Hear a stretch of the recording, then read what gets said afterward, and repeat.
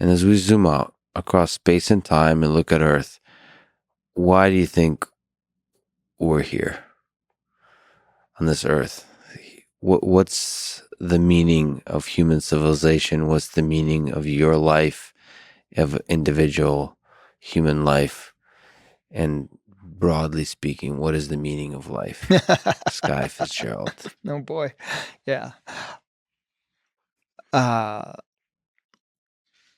For me, I can speak personally on that only. And that's that I believe that the meaning of my life is to try to make the world a little bit better before I go.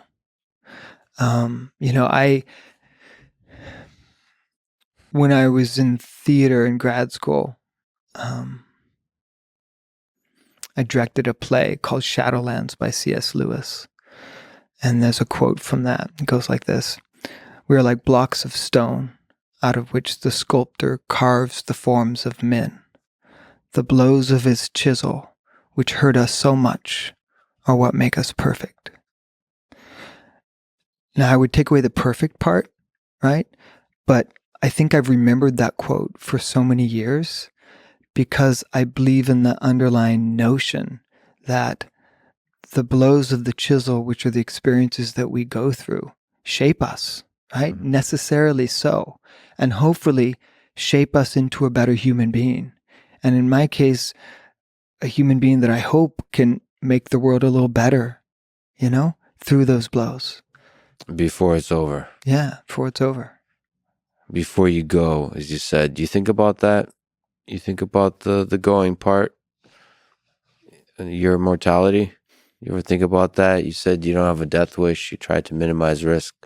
But eventually it's going to be over. Yeah, for all of us. Absolutely. Well, speak for yourself. Well, you've got other plans, it sounds like. I tend to merge. I'm going to merge with robots. I mean, embody. No, nice.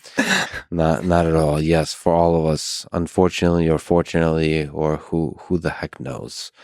But do you ponder your mortality? Are you afraid of it?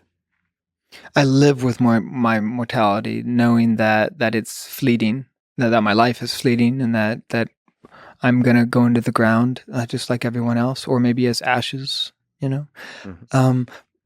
So I live with that knowledge every day, but I don't allow it to stop me or hold me up. Rather, it drives me, right? It drives me to try to get as much done as I can before I go, right?